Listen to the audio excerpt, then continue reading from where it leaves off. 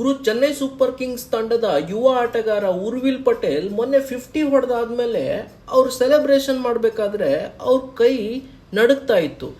ಏನಿದು ನರ್ವಸ್ನೆಸ್ಸಾ? ಬನ್ನಿ ತಿಳ್ಕೊಳ್ಳೋಣ. ಉರ್ವಿಲ್ ಪಟೇಲ್ ಅಂತ ಹೇಳಿದ್ರೆ ಒಬ್ಬ ಮಾಮೂಲಿ ಆಟಗಾರ ಅಲ್ಲ ಗುರು. ಇವರು 28 ಬಾಲ್ಸ್ ಅಲ್ಲಿ ಸೆಂಚುರಿ ಹೊಡೆದಿರೋ ರೆಕಾರ್ಡ್ ಇದೆ. ಎಲ್ಲಿ ಅಂತ ಕೇಳಿದ್ರೆ ಸೈಯದ್ ಮುಸ್ತಾಕ್ ಅಲಿ ಟ್ರೋಫಿನಲ್ಲಿ. ಒಂದು ರೀತಿ ಹೇಳ್ಬೇಕಂತ ಹೇಳಿದ್ರೆ ಫಿಯರ್ಲೆಸ್ ಕ್ರಿಕೆಟ್ಗೆನೆ ಹೆಸರುವಾಸಿ ಆದವರು ಅಂತ ಹೇಳ್ಬೋದು. ಒಂದೇ ಓವರ್ ನಲ್ಲಿ ಮ್ಯಾಚ್ ನ ಟರ್ನ್ ಮಾಡುವಂತ ಕೆಪಾಸಿಟಿ ಇವ್ರಿಗಿದೆ.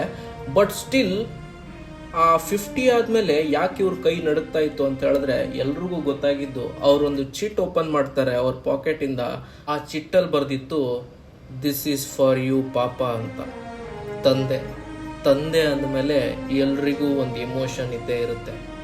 ಆ ಚಿಟ್ಟಲ್ಲಿ ಗೊತ್ತಾಗುತ್ತೆ ಇವರ ತಂದೆ ಇವ್ರನ್ನ ಒಬ್ಬ ಕ್ರಿಕೆಟರ್ ಆಗಿ ಮಾಡೋಕೆ ಎಷ್ಟೊಂದು ಕಷ್ಟಪಟ್ಟಿರ್ಬೋದು ಅಂತ.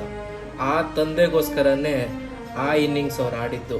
ಆ ತಂದೆನ ನೆನ್ಸ್ಕೊಂಡು ಆಡ್ಬೇಕಾದ್ರೆ ನಮ್ಗೆ ನಿಮ್ಗೆ ಅಲ್ಲ ಗುರು, ಯಾರಿಗಂದ್ರೂ ಆ ಎಮೋಷನ್ ಆಚೆ ಬಂದೇ ಬರುತ್ತೆ. ಸೊ ಅದಕ್ಕೇನೆ ಅವ್ರ ಕೈ ನಡುಗ್ತಾ ಇದ್ದಿದ್ದು ಬಿಟ್ರೆ ಯಾವುದೇ ನರ್ವಸ್ನೆಸ್ಸು ಅಲ್ಲ, ಏನೂ ಅಲ್ಲ.